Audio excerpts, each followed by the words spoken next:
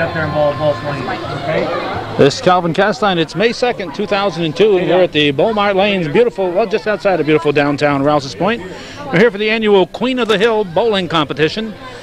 And this is the opening round, and to tell us everything that's happened so far and everything that's about to happen, we have the latest voice of bowling in the North Country, Mr. John Winnick. Thanks, and for those of you just joining us, just bowling on lane 11 was the 5th qualifier, Terry McGillen. And she is bowling against the 4th highest qualifier, Myrtle Hawksby, who is up right now on lane 12. And her ball is going to come in a little light, leaving 3 pins. That's the, looks like the 3-5-6 spare. We had 14 women come down and bowl in this 2002 Queen of the Hill competition. And actually last year's winner, Kay Jeffries, qualified first. Qualifying second was Phyllis Young. Third was Tina Garand. And we have the 4th and 5th qualifiers bowling here. Myrtle was able to pick up her spare. Myrtle bowls 2 nights a week here at the Bowl Mart. I believe she's actually secretary treasurer of the Wednesday night Border Mixed League, and she also bowls Thursday in the Wyeth Ayers Women's League. And she bowls on 11 and throws a strike. Queen of the Hill tournament is an annual event, usually held the week after the bowling season ends. At the Bowl Mart, there's also a men's King of the Hill tournament, which will be on Tuesday night, May 7th. And Terry shot on lane 12, hits the pocket but doesn't quite drive through, and she leaves the 5-8. Terry, who bowls Thursday night in the Wyeth Ayers Women's League as well, is currently averaging 109. She will receive 90 pins handicap added to her total. And she makes her spare. Both the men's and women's King of the Hill tournaments are handicap based. Made that decision, I believe they were scratched for a certain period of time, but in order to attract more bowlers and give everyone a chance, they went to a handicap system.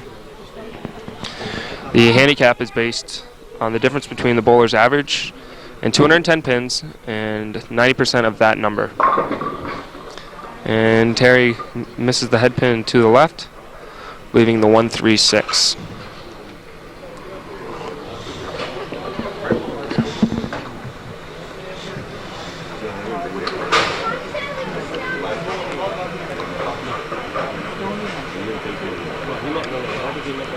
And Terry shot at the spare.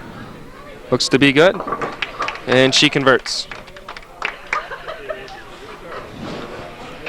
Myrtle Hawksby this year, up on lane 12, average 169. And she will be getting 36 pins added to her total at the end of the game.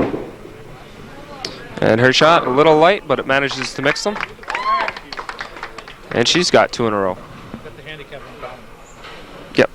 Yep, the totals on the bottom of the screen, in case you can see, with Terry having 137 in the third and Myrtle 86, are with the handicap already added in.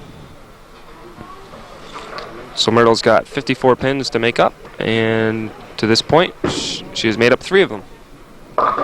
And that shot hits a little high, and she leaves herself the 610.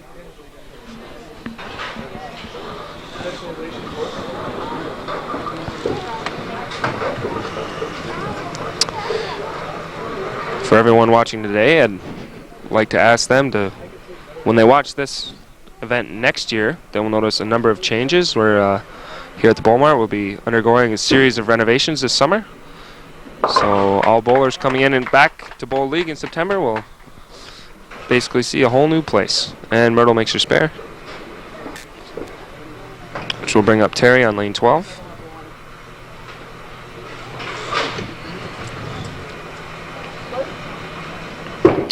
And Terry's shot, looks like it'll catch the head pin, and she's got a strike.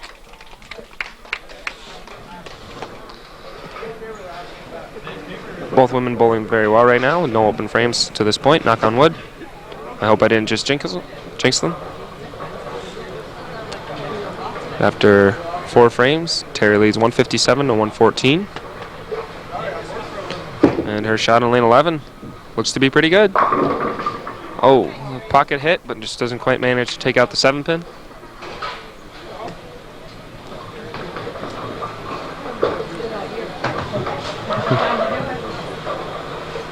John, I know you're not all that old, but you hang around the bowling alley a lot and done a lot of bowling over the years. With the handicap, 90 handicap, it's very possible that we could see somebody with an over 300 score here, isn't it? Yeah, definitely. Which has happened before. I know I've been a league secretary now for 2 years, and both years that I have, the actually high game for the season has been over 300. This year, I know in the Friday Night League, Scott Carter had a 322. He had about 60 pins handicap a game, got hot, threw a low about a 261 or 262, and when you get that, it's tough to beat. Especially if you have no handicap. Especially if you have no handicap. It's just, it makes it fair for, it's actually whoever bowls the best over their average in this system will be rewarded. So that's usually what's good to do. If we just went scratch, you could probably only have 4 or 5 competitors with a real shot at it. So rather than bowling the highest score, it's the best over your ability. Terry right now is only 20 pins off her, basically 24 pins off her average, and she still has 5 frames left. So bowling like that explains why she's got here at this point.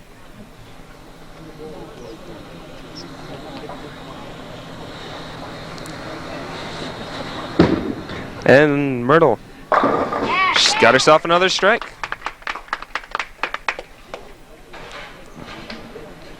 Gaining some ground there with that open frame by Terry in the 5th. Myrtle marking in both the 5th and the 6th has cut the lead down to 33. And Terry's ball, pretty good shot. Another 7-pin. Anyone who bowls knows how frustrating that can be, but name of the game in a format like this, you have to make your spares. So we'll see if she can convert.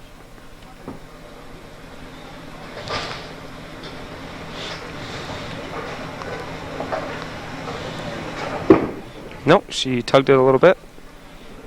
And that's that. That'll bring her up in the 7th, looking to bring things back after starting out with 4 straight marks. She's open twice. She hasn't marked since you said everybody has marked. I know. I knocked on wood, but it didn't work. Next game, I'll just promise to keep my mouth shut. Hopefully, Terry doesn't watch this. She might come looking for me afterwards. Oh. Another good ball. Leaves another corner pin. 4 balls in the pocket in a row, but only 1 strike for Terry.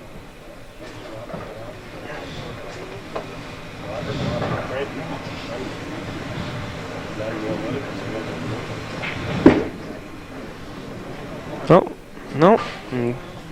This is that one. Hopefully she doesn't get discouraged. Oh, obviously not. If you hear her laughing, she's having a good time. Bring up Myrtle looking for the double on lane 12. And Myrtle's shot is good, but well, another corner pin. She leaves a 7-pin.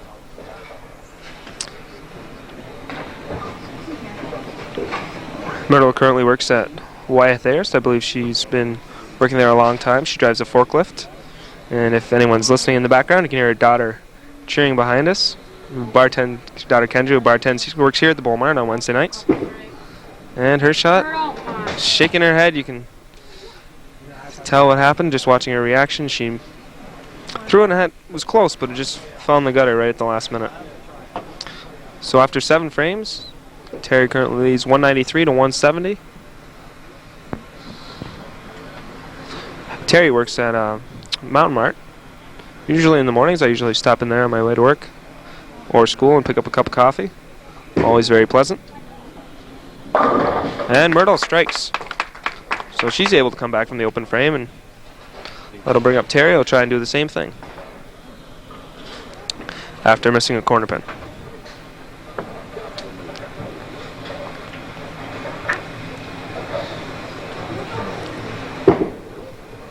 And she tugs that shot a little to the right, leaving the 1-2-4. But she just commented, she's happy, she said it wasn't a corner. Oftentimes in bowling, when you've left 3 or 4 corner pins in a row on a good shot, you tend to overcorrect. Ended up doing what she just did right there, which is just missing the pocket completely. But usually, and hopefully that'll be the case here, you can convert the spare, which she wasn't able to do, and come back and start throwing it in there again.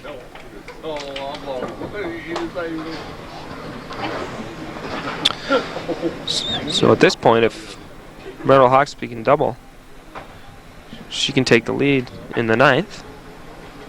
But still, there's plenty of time left. And it's still pretty close. It's a good ball right there. And she gets a strike. So now Myrtle Hawksby will bowl her 9th and 10th and leave things up to Terry. Myrtle looking here for a double.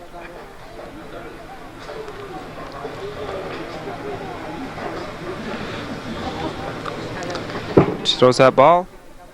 It's a little tight, leaving the baby split. 3-10.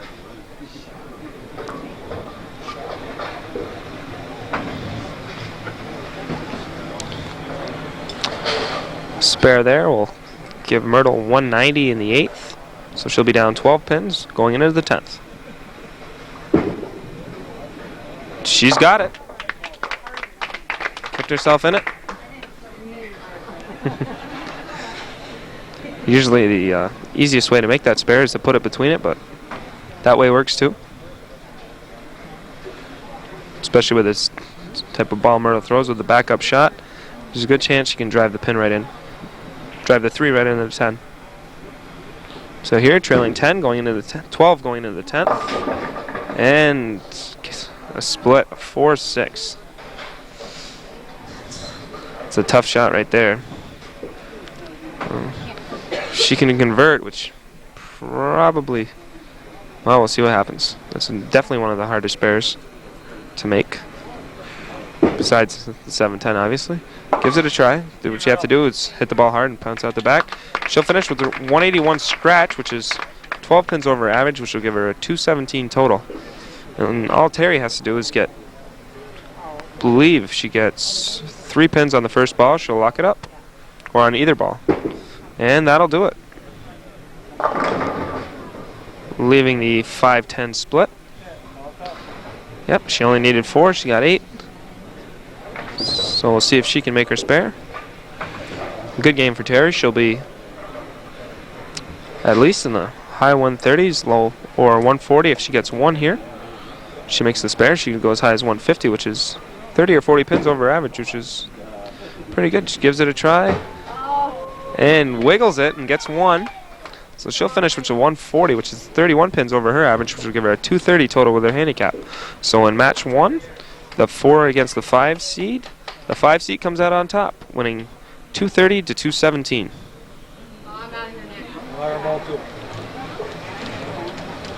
Okay, welcome back here at the 2002 Queen of the Hill tournament.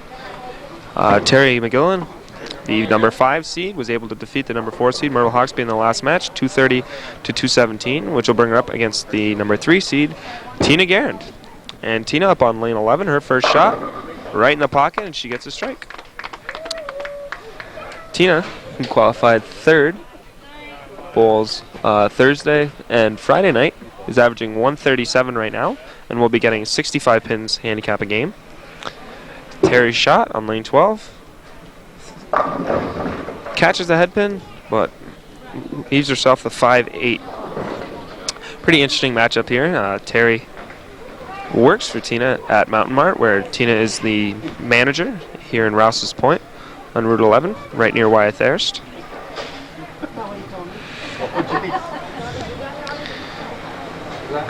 And Terry shot the spare. Close, but chops the 8 off the 5.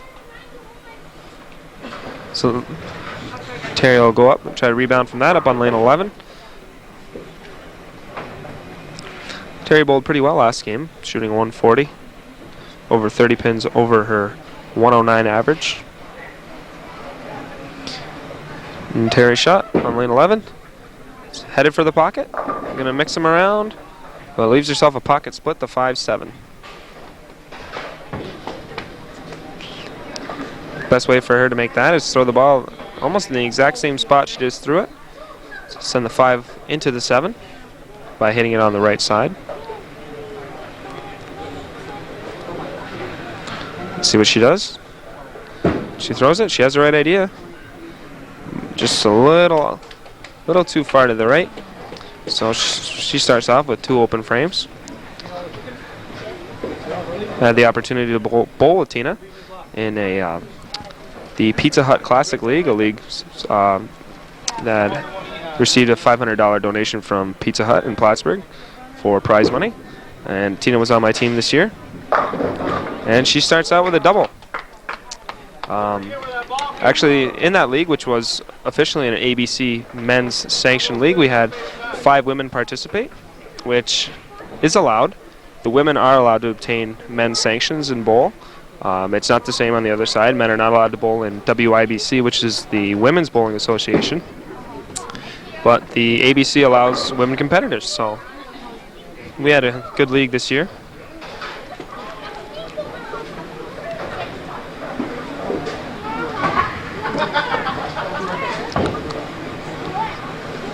So Tina, looking for the turkey, leaves the 1-3-8-9, excuse me.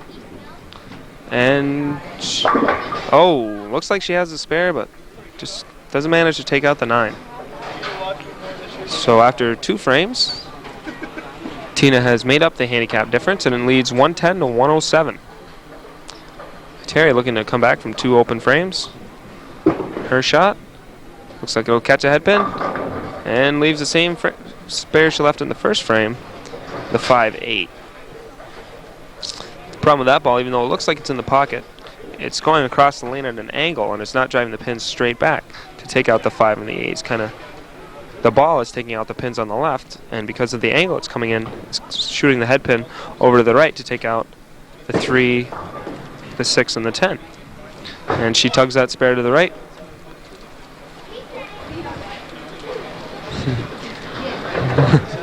Look on Terry's face is she has her kids here, her daughter Mara here in attendance, and Mara's giving her some encouragement, which I don't think is too appreciated at this point. But I didn't exactly hear what's said, so I don't know what side to take on that issue. And Terry tugs that ball far to the right, and she only gets 3 pins. And Terry just said she was getting tired, which is actually something to consider at this point. This is her 5th game of the night, including, well, in addition to the practice for both the tournament itself and the championship round. So fatigue is definitely a factor, knowing from my own experience in the King of the Hill. The women bowl 3 games across 6 lanes, the men bowl 4 across 8. So if you qualify as 5th qualifier, ultimately to win, you're looking at 7 or 8 games of bowling, which can, with a practice for each, can lead to a little bit of fatigue. And Tina has got her 3rd strike in 4 frames.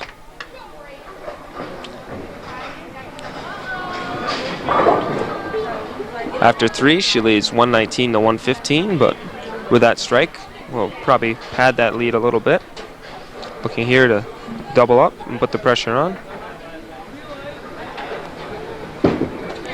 That shot, no. Catches the head pin. Not a bad ball. Didn't hit it quite flush enough to take out the 7.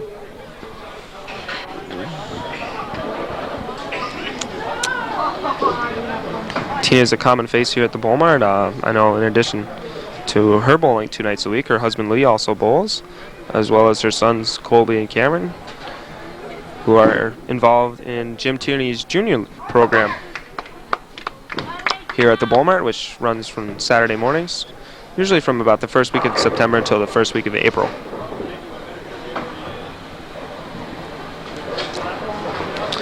And Terry's first shot, the 5th frame, it's pretty good. Once again, near the pocket, but just that one was a little high.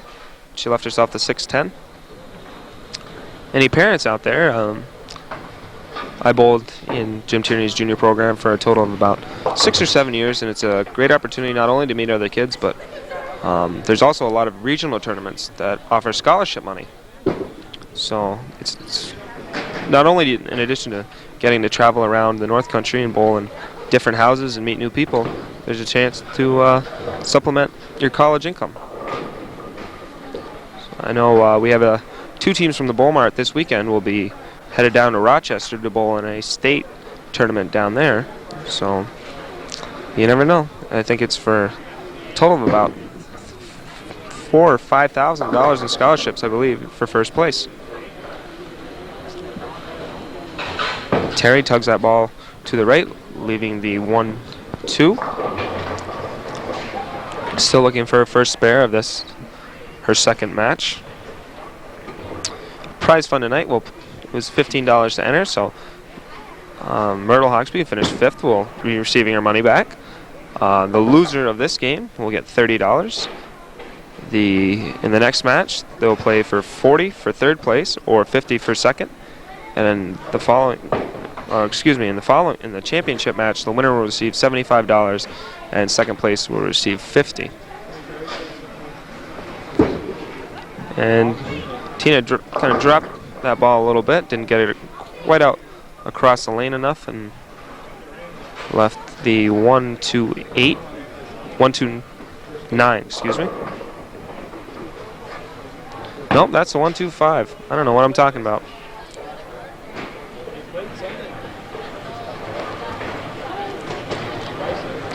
And Tina's attempt at the spare looks to be good.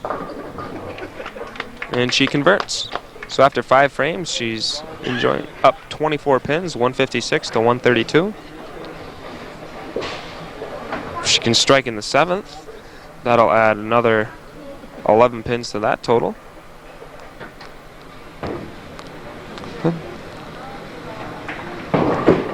Tina's ball. It's coming around, but not quite enough, and she leaves the 1-3-6.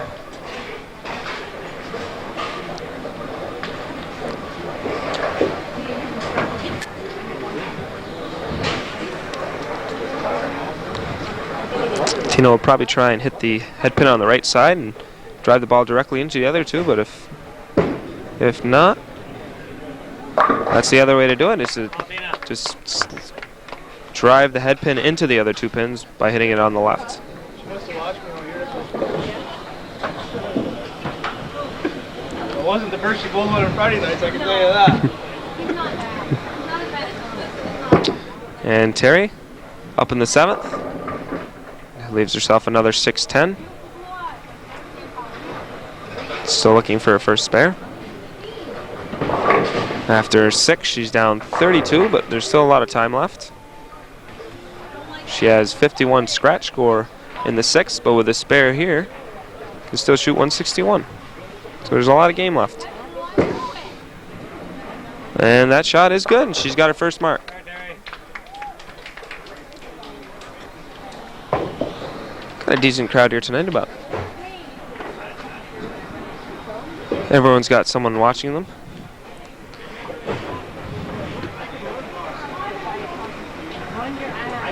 Looking to add another mark to her one she just got in the 7th. Terry shot. Misses the head pin on the right. And she leaves herself the 1-2-4-7-9. A tricky spare, usually. A lot of the time, the 9 pin is actually the hardest to hit, because sometimes your ball will glance off the head pin and go around it, or you will hook the ball across, hitting the 1 and 2, sending the 1 around the right side of the pin. See if Terry can make it. Looks good, and she's got it. 2 spares in a row for her.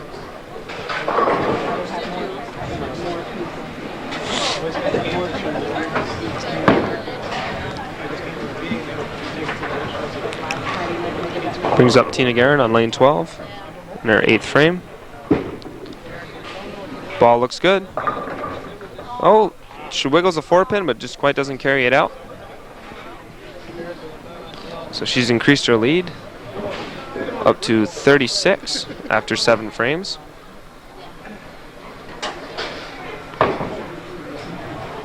The winner of this match will face our second qualifier, Phyllis Belrose. And Terry makes the spare.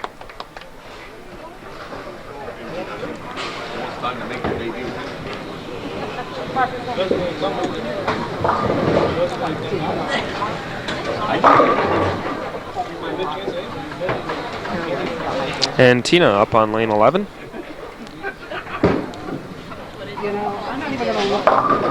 Ball hits a little high and leaves herself a 6-10.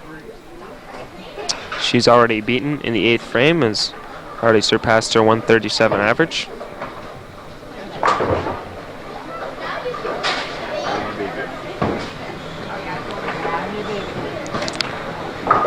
And her shot at the spare. It's turning. Oh. She wiggles the 6, but just that ball was curving right. Just doesn't quite get it. Chops it off at the last minute. That'll bring up Terry. Will finish things up here.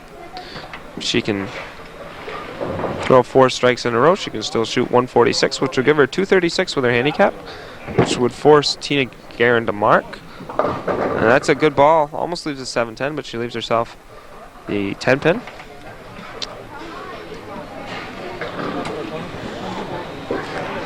Yep. She needs to spare here if she's going to have any chance to hang on and move on to face Phyllis Belrose.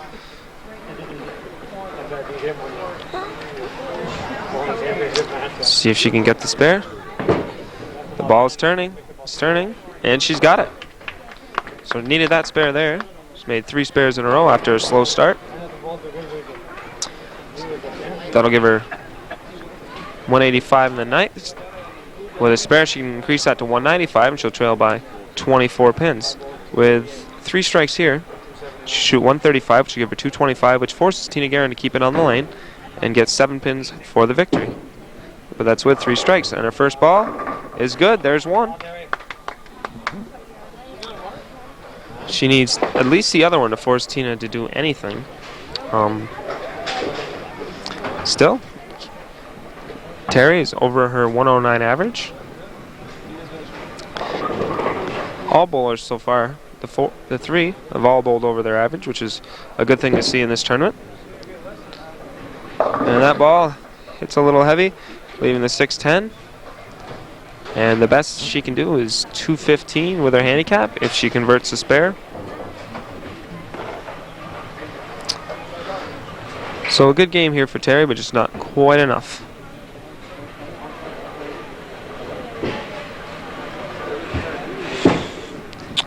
And she's converted the spare.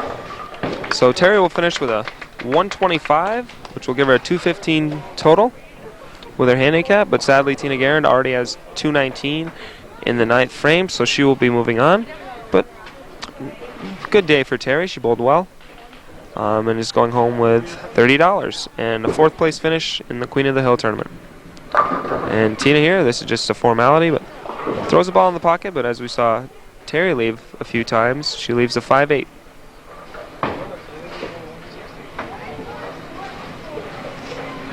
Look here to convert the spare and move on to the next game.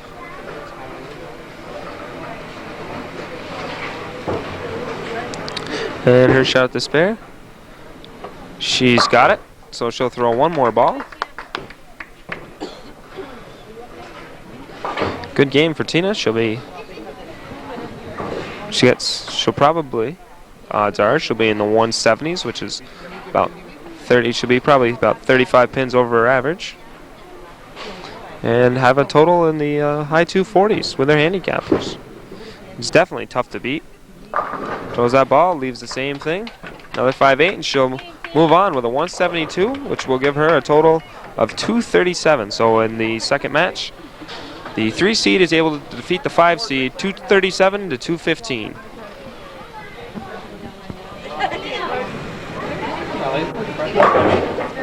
And we're back here at the 2002 Queen of the Hill tournament in the semifinal match.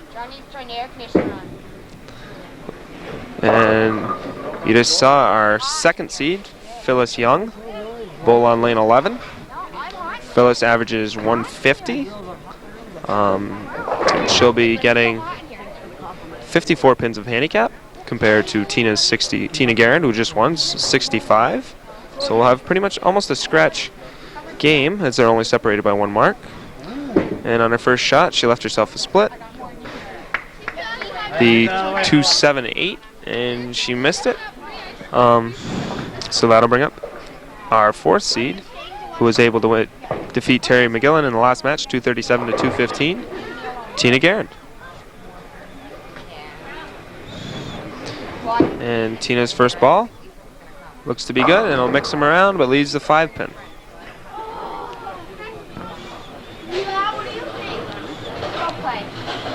Tina, who averages 137, was able to bowl a 172 the last game, 37 over her average.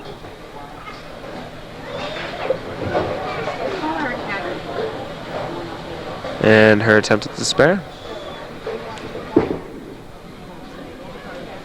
is good. There you go, Tina. Bring up Tina in the second frame on lane 11. They're bowling on 11 and 12 because in both the Queen and King of the Hill tournaments, the top qualifier gets to choose which lanes the stepladder final will be held on. And our top qualifier this year, last year's champion Kay Jeffries, chose 11 and 12. And Tina, with a late reaction to take out the 10, has her first strike of this game, which will bring up Phyllis on lane 12. Phyllis subbed on Wednesday night in the Border Mixed League this year and averaged 150. And her shot hits light, leaving the 2-4-5 standing.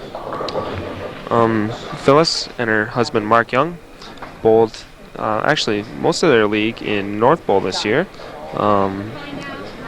but they have said on numerous occasions that they're coming back here to the Bowl Mart for next year's Border Mixed League on Wednesday. And she converts the spare, and she's got her first mark. If Phyllis looks familiar, it's because you can see her almost, well, usually on the weekdays at Tops, where she's worked for a number of years, as it was Grand Union, in the meat department. And her shot, good ball, but she leaves the 5-pin. Same shot will pick that up. Let's see if she can do it.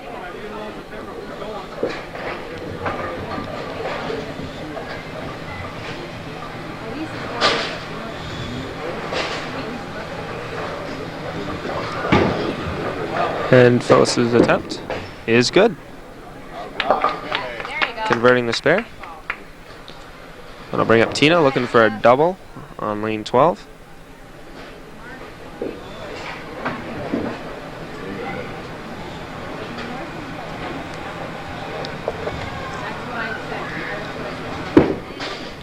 Tina's shot. I'll have to mix them up. No, not quite, and she leaves a 2-pin.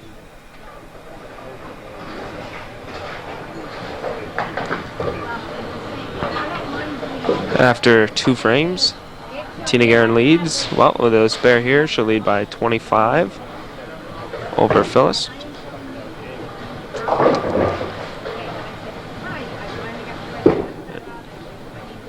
And her shot at the spare is good. As I said before, we have the Queen of the Hill tournament every year. The week following the end of league bowling, it's open to all women who bowl here and are sanctioned through the WIBC in the Bowl Mart Lanes. We have a ball stuck right now, so we have a little bit of delay. I'll go into more what that's about. Currently we have women's leagues on Monday, Tuesday, and Thursday night, as well as 2 mixed leagues, which are both men and women, on Wednesday and Sunday. So any women who are sanctioned through any of those leagues are welcome to bowl in this tournament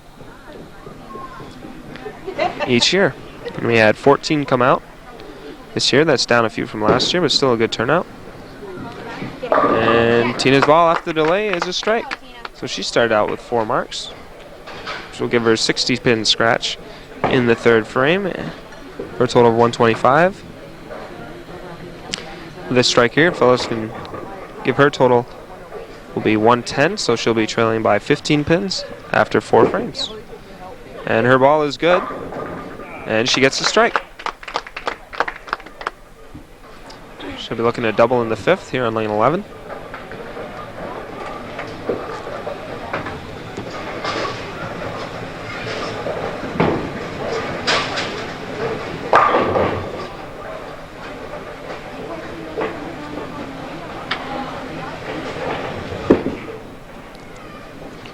And her shot, oh, a little nosy. It's the head pin right on the face. Leaves herself a tough spare, the 4-6-7 split. Almost left the double pinochle, but the 10 pin fell last minute. Difficult spare to make. Usually what you try to do, especially on a strike, is go for the 2, as it's worth 4. And then she got the wood, giving herself a total of 128 in the 5th.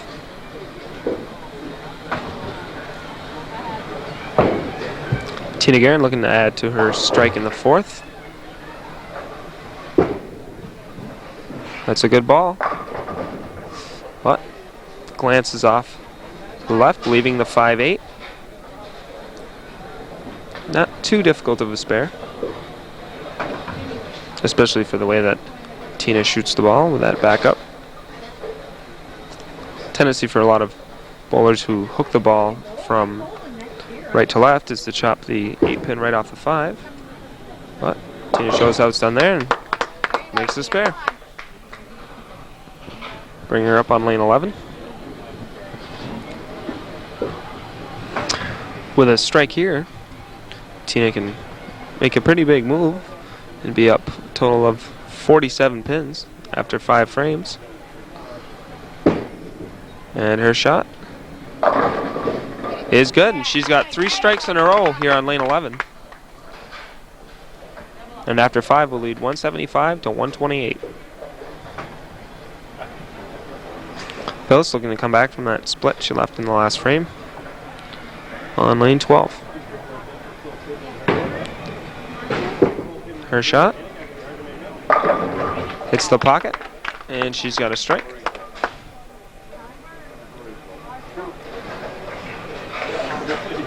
So both bowlers here being able to strike, but on opposite lanes. Phyllis having more luck on 12, Tina more on 11, but the difference here is Tina has been able to convert all of her spares while Phyllis has missed 2. And that's the difference we have at this point. That ball hits the head pin light on the left side, leaving the 3-5-6.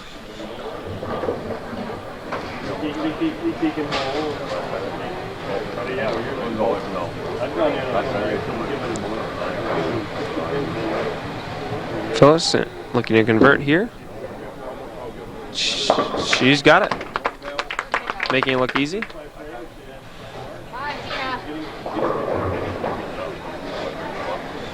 Tina Guerin here, looking for a first double of the match and first strike on lane number 12 after striking the 3 times on lane 11. Throws that ball. Good ball, but can't quite carry out the 7 pin.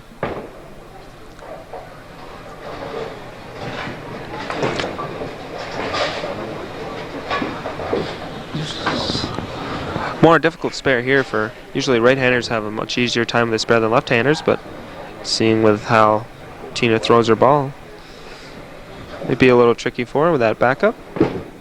But on that one, the ball's turning, but slides into the gutter. Her first open of the match. After 6 frames, she leads by 36, 184 to 148. See if she can come back from her first open. Bowling in the 8th frame.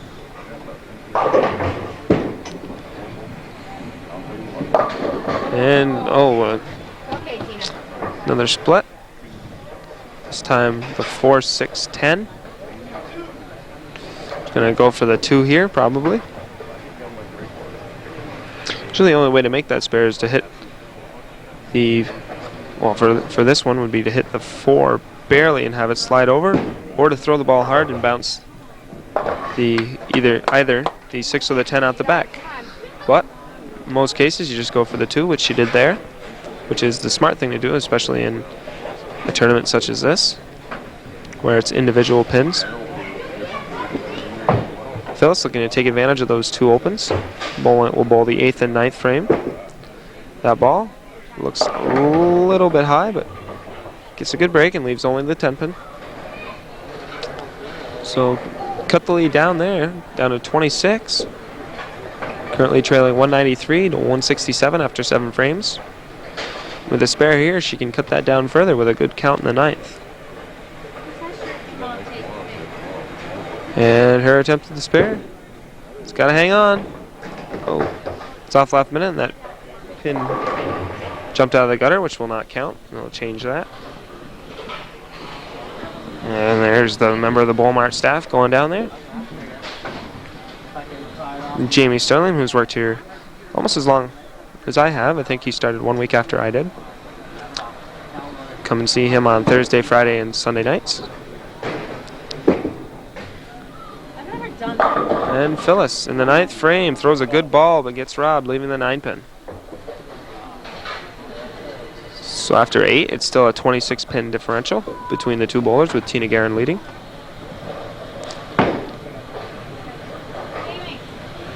Phyllis pretty much needs the spare here to put the pressure on. And her shot is good.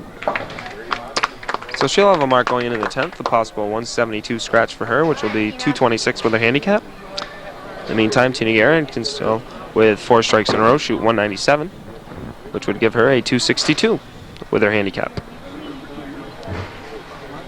And her shot here in the 9th frame misses the head pin to the right, leaving the 1-2. Not too difficult of a spare.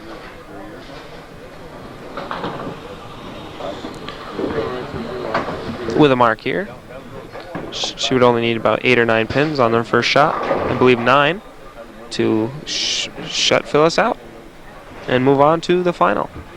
But she needs a spare first. She throws it and she's got it. So a possible 187 now with that spare.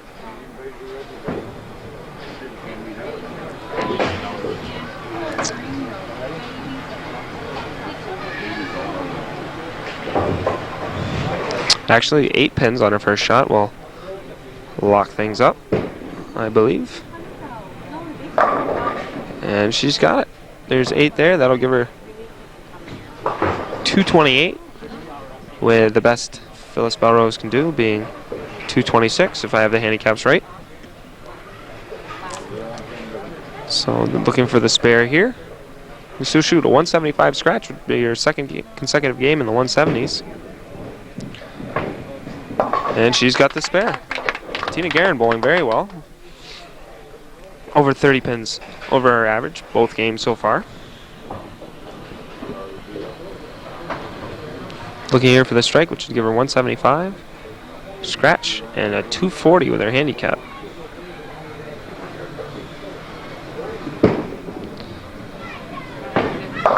And it comes in a little high and leaving the 610. She bowled a 173, which will give her 238, 1 pin better than her last game. If Phyllis Belrose strikes out here, she'll have 226. Still not a that bad day for Phyllis. Managed to qualify second. We'll finish third here in the Queen of the Hill. Throws another good ball, but leaves herself another 9 pin. And she will go home with $40 for finishing third place.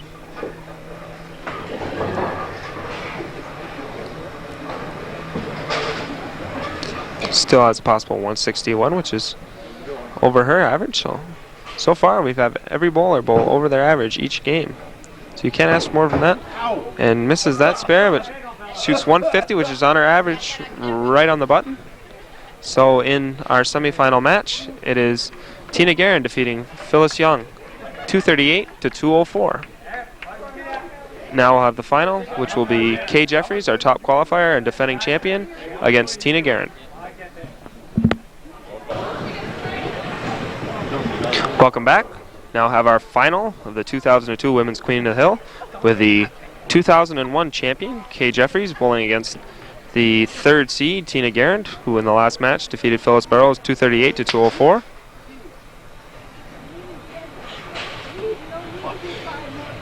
And Kay, with her first shot, jumps around a little bit, but still manages to get the strike.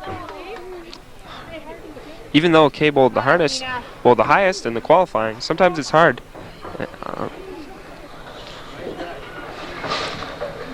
Sometimes it's hard coming in because you've been off for a few games and coming in cold. And Tina, in her first shot, hits a little high, leaves the 6 pin. Kay was our top qualifier, and she bowls Wednesday night in the Border Mixed League, as for as long as I've been bowling, which is 4 or 5 years anyway. She's currently averaging 151. We'll be getting 53 pins handicap, so she'll be giving 22 pins, 12 pins, and Tina is able to make her spare. Kay works at Tower, I believe, and actually lives on the McRae Road in Champlain, about 50 feet from my house. And Tina up here loses control on that one, but still managed to get 8 pins, leaving the 1-5. And Kay bowling on lane 11. Usually they wait, but that's all right. I guess she's anxious. She's ready to count her money. And she leaves herself on a good ball, but leaves herself the 5-7 split. It's being the top qualifier, I don't know what we can say. And Tina chops the 1 off the 5. Kay up here in the second. Tina, you should hear what John's saying about you. They're giving me a hard time over here. If you hear any just completely nonsensical chatter, it's coming from Terry, who's being a sore loser, and Lori Dumas, who didn't even qualify. Again. What do you average, Lori? 170 something? Yeah, I have no handicap. Did you break 150? All right. Just having fun here. Kay missed that spare. Back to the matter at hand, if they'll let me. Kay up here in the 3rd frame on lane 12. That ball hits a little bit heavy and leaves the 2-7 baby split. After 2 frames, Tina Guerin leads 92 to 79.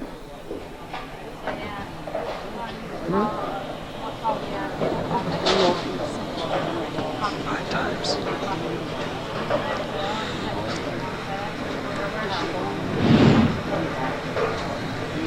And Kay looking here to convert the split. What was that? Looks good, and she's got it. Nice spare there. Bring up Tina Guerin, ball in the 3rd frame on lane 11.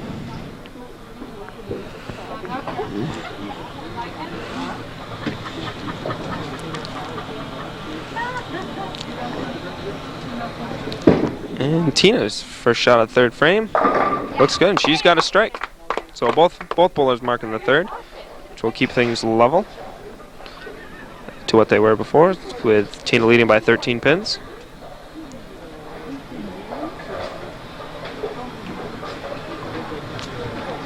Looking for a double here on lane 12. And that ball will mix them around, but can't quite get the carry and leaves herself a 5-6.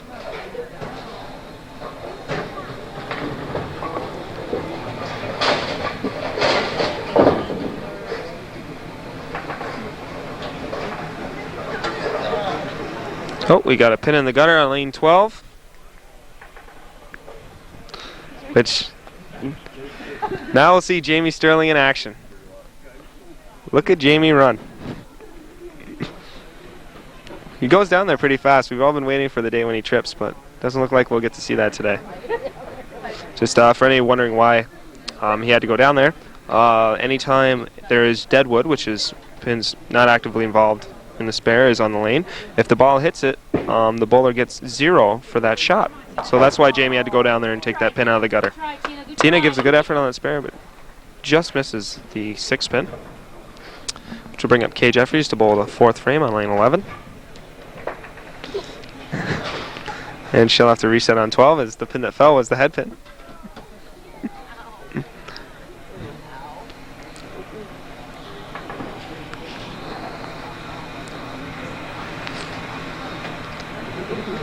Kay up here in the 4th frame on lane 11. Ooh. Oh. The collective ooh, 'cause that's probably the one spare you don't want to leave, the 7-10, but the 10 fell late. So she's got just a 7 pin remaining. After 3 frames, Tina Guerin leads 111 to 98, up 13 pins.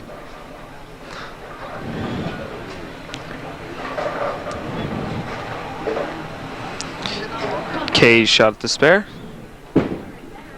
It's gonna, just fall off last minute.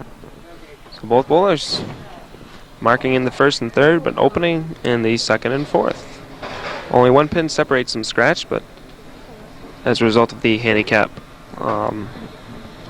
used in this tournament, Tina leads by 13, as she is getting 12 pins per game in difference of handicap. Kay looking to bring things back from that open. Up on lane 12.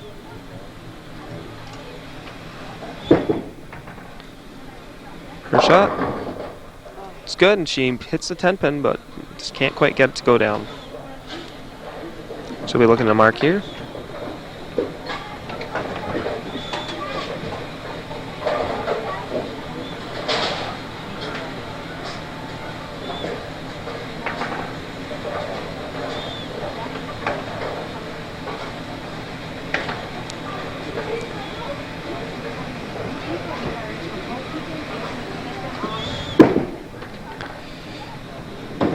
And Kay's ball goes in the gutter, and she's missed her 2nd corner pin in a row, which will give her 63 pin scratch, or 116 pins total after 5 frames. We had pretty much a family affair here. The competitors, in addition to the bowlers featured here, Tina's mother Millie bowled. Kay's daughter Paula bowled as well. We also had Myrtle and Kendra. Myrtle Hawksby was in our first match. Her daughter Kendra bowled. Pretty close. Showing just how much of a family atmosphere we have here at the Bowl Mart. And her shot at the spare. Wraps it around it. And both bowlers struggling here. Matching each other though. Still a 1 pin difference scratch. So 13 pins different after 5 frames. Can I shoot him?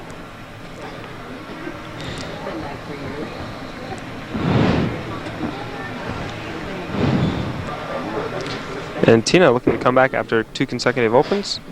The ball a little heavy and leaves herself the baby split. 2-7. Come on, Tina, pick it up.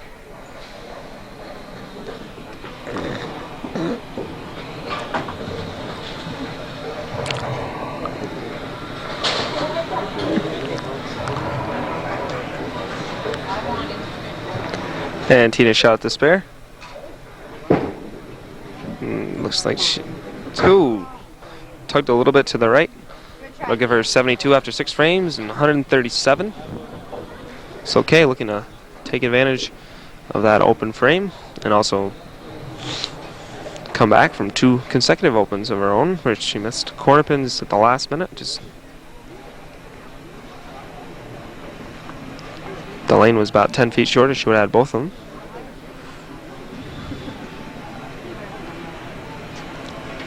And her shot there, it's going to come in pretty nicely, but another corner pin, leaving the 7 for the 2nd consecutive time on lane 11.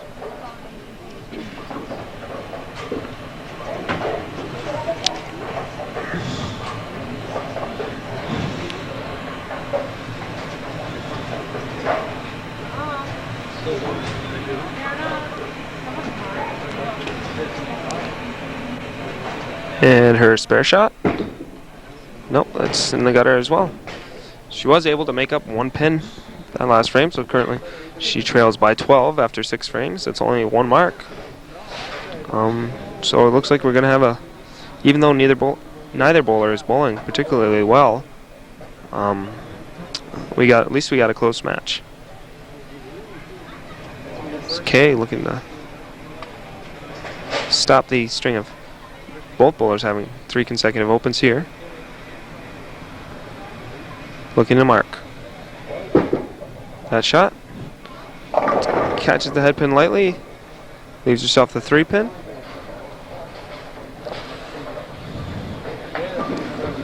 Looking here to convert the spare. Anyone interested in bowling summer leagues this year at the Bowl Mart? We will have a women's league, bowling at, I believe, 6 o'clock on Thursday nights. And the men's league will bowl at 9. Anyone interested can call the Bowl Mart at 297-6106. And she misses the spare to the left. So both bowlers struggling here. Just going back to the summer league for a moment. We have resurfacers coming in the second week of May, so it'll be an entirely new look to the lanes here at the Bowl Mart. And Tina able to get the first mark for either bowler since the 3rd frame with a strike on lane 11 for her 7th frame. So regardless of what happens, whatever she gets in the 8th, she will add to her 12-pin lead with that mark. And that shot looks pretty good. Mixes them around, but just doesn't quite get the right reaction and leaves the 5-10 pocket split. So she'll be up about 20 pins.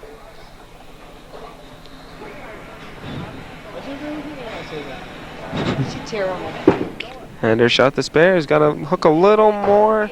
Not quite what she wanted, but with a strike in the 7th, able to increase her lead to 21 pins after 7 frames. Excuse me, 29 pins. No, 21. I'm all mixed up. I'm reading the 8th and the 7th. And the peanut gallery is laughing at me, but we'll just ignore them for now.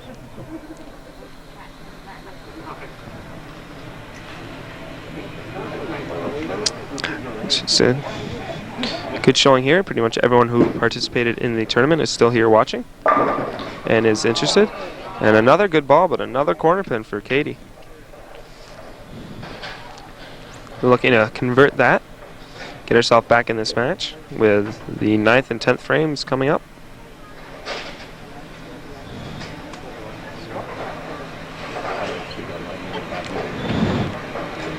I believe 4 9 counts and 5 9 counts now in a row for Katie on the first shot, and barely misses that spare. Shaking her head, having bowled with Kay for a few years, knowing she's normally quite a good spare shooter, just having trouble here today, not missing by much, but just enough. So after 8 frames, she trails by 20. John, I know I've never seen 5 9 zeros up there in a row. Yeah, it's just not getting a couple balls where she could have made the spare, but she's been throwing. It's not like she hasn't been throwing a good ball. She's been in the pocket. I know on lane 11 the last 2 times, just not getting the reaction. And that ball, another good one, but again, another 10 pin. Just those days, you just grit your teeth and shake your head, because some days everything will fall. You throw light, heavy.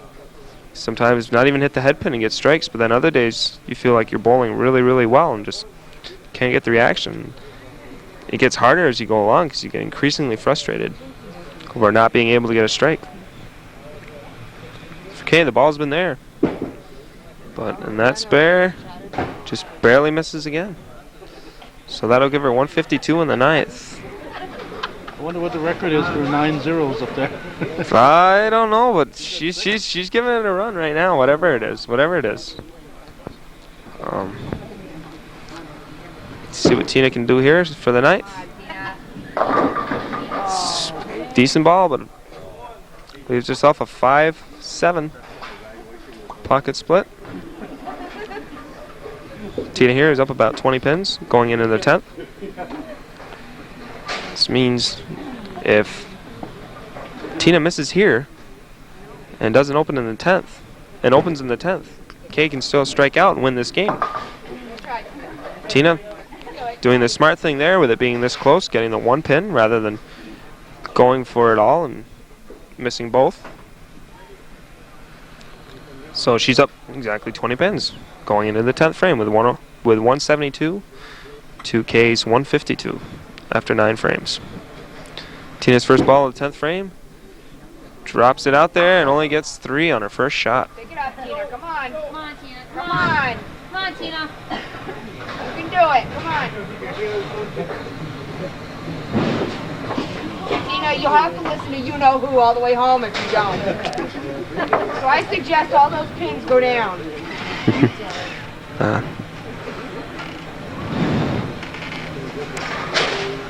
And Tina's shot does the same thing almost.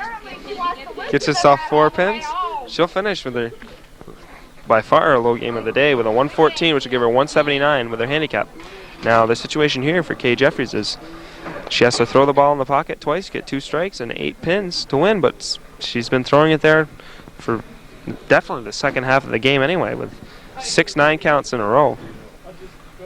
And just see if she can keep what she's been doing and throwing the ball in the pocket, and hopefully she can get rewarded and get 2 strikes. That ball, gonna mix them up, but she leaves herself leaves the 3 pin, another 9 count.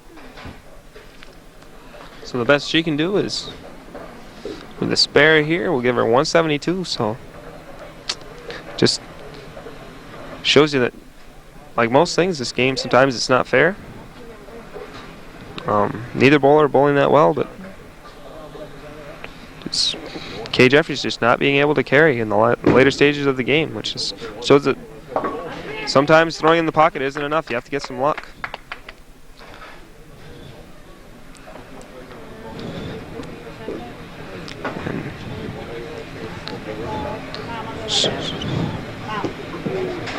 Oh, she's up on the wrong lane.